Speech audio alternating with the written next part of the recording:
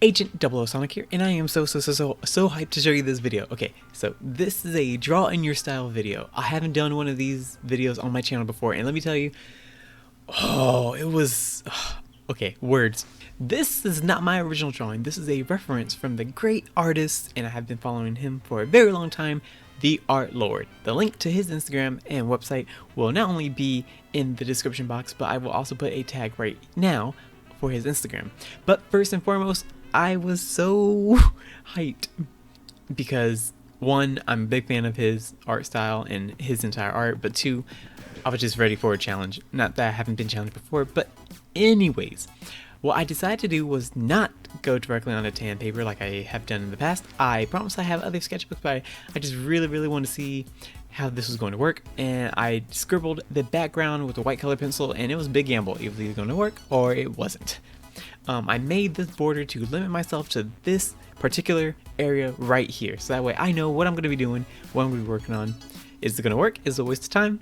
Let's get started. So the character that is the reference is a mashup of Teenage Mutant Ninja Turtles and Dragon Ball Z.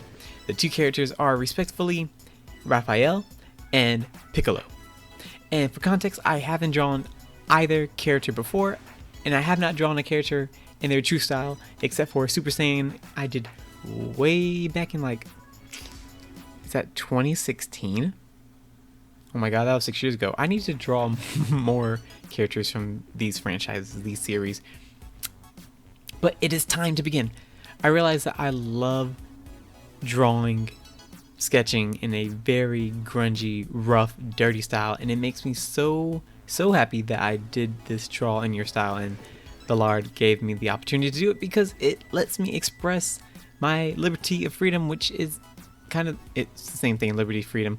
I can create this character in my rendition. It doesn't have to be exactly like how his character was, and it made the entire process so natural, so smooth.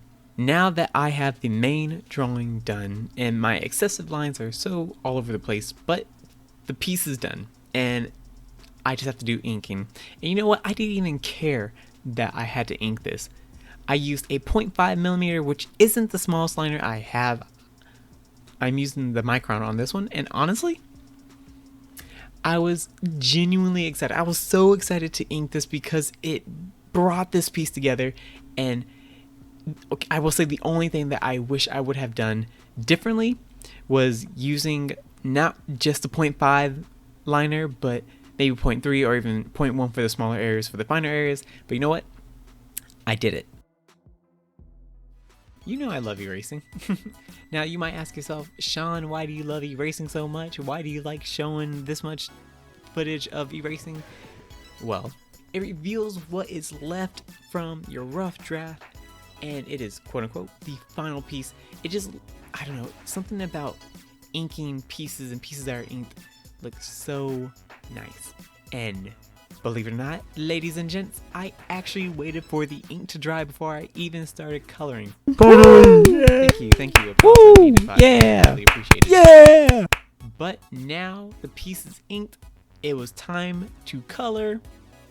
Oh, all the tools I will use in this video or have used in this video will be in the description box below for those that I don't want to say want to follow, but if you're curious or more so just, I don't know, check it out in case you were wondering, oh, what kind of sketchbook does he use? Oh, what pencils does he use? Blah, blah, blah, blah, blah. But the color pencils I will be using in this video are Prismacolours. And I first used Prismacolours in 2015, and it was actually from my cousin Deanna who got me my first set. And I don't know if she watched my videos, but it was her that I truly owe the biggest thank you for my first medium, and I grew the most comfortable with, and I still use those to this day. Actually, this set that I have, for the majority part, except for like colors I use most common, like what I think sand, cream, white, black, and I think there was a sky blue. I am still using those same sets, and I've gotten so many sets in between then and now. But Deanna, thank you. I love you, and I can't wait to see you, and I really do appreciate, you have no idea the influence that you've had and the impact that you've had on my art career. I will say it has been a minute since I've truly done a color pencil piece that has depth and honestly a comic book feel. And the last one I did on my YouTube's channel, wow, that was bad, on my YouTube channel, was that Bruno piece right here in the corner. And actually, wow, that was 4 months ago. I need to do more. Anyways, I went with a lighter color for the skin, and then I went in with the darker areas with the darker green. And I will say I'm happy I did that, because I usually try to do it the other way around, but I felt like if I did, it would have been very difficult to kind of bring that skin tone, the lighter areas, to life, because the area that I was working in is just so small. I stuck with the skin through and through, so that way I can keep as consistent as possible and to keep the colors the same. Also, it was the best way I could continuously work on this without getting frustrated or messing up or getting something different. Anyways, with the skin done, I moved on to the yellows, like was it the chest, his torso, and I went with yellow, and I went with a darker one for the shadows. And honestly, if you were wanting to do this DTIYS, it's the acronym for draw this in your style, you can just check hashtags on Instagram or YouTube, or you can honestly just look up your favorite character and draw it in your own style. It's essentially, you can copy a drawing, and whenever you see you're drawing it and you try and copy it and you're like, man, I messed up on this one part, or I messed up on this part. Yeah, you may have messed up, but that made it in your own style, or made that sort of thing yours. And I will say, me personally, I have done something like this in the past, and I have a lot of them. I have, off the top of my head, I will say I have 4 of them that I was not confident in posting because I steered away from the original, and I was going to be judged immensely. And I know I shouldn't have gone into the mindset, but like, I got caught up in the likes and stuff like that, and I was like, dang, this is barely gonna get any likes for the people that follow me, and they're like, are my day ones and stuff like that, and they just do that to do that. But you know what? Who cares? I'm beginning to learn, and I know I've been doing art now, I don't want to say full time, but I've been doing art consistently for about 5 to 6 years, and I'm just now learning to be content with myself and be happy that I'm doing, and it just helps me grow as an artist. Now that I finished the red parts, it was time to do this. Are those scales? The Gart Pat? I actually don't know what these parts are, and I don't know if they're technically part of him.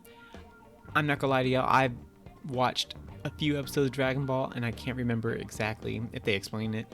They probably have, but anyways, with the purple for the clothing, it reminds me of the Hulk, Bruce Banner. Obviously when he turns into the Hulk and stuff like that, and they get all shredded and stuff.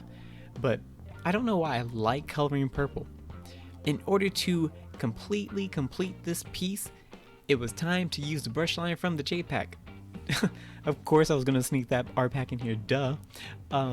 Using the brush liner, the reason why I did it was because it's like calligraphy. Depending on how you lay down the lines, it can go either from thick or thin, and I felt like it would just, to complete this look, it was going to, chef's kiss, tie it all together. And honestly, looking at it, this was me risking it all. Y'all know I don't like inking, y'all know I'm not good at it, but it was such a big risk. I was like, okay, this is all or nothing. I didn't make a second one, I didn't do anything else, I just went for it, and I'm very glad I did. But at the risk of me losing a lot of my linings that I did, and it going into the background where I did the brush liner, I went and grabbed my little white gel pen to make the eyes and the teeth pop, and to make the crazy rough outlines to make it pop. And I honestly just like saying pop. Okay, I'm done with that. Snap, crackle, pop, Rice Krispies. I like cereal. Okay, are you ready for the final reveal? Bam! I truly hope you enjoyed the video. I had so much fun creating this art piece, and I had so much more fun creating the video for this, and I can't wait to get to next week's video. If it felt like I was talking really fast, I'm on my second cup of black tea, so the amount of caffeine I have in my body right now is very high. I can feel myself on a buzz, but also because when I get into such a creative space, I just get in the zone. And if you like this video, go ahead and let YouTube and the algorithm know by clicking like and subscribe if you haven't. Let me know what you want to see next.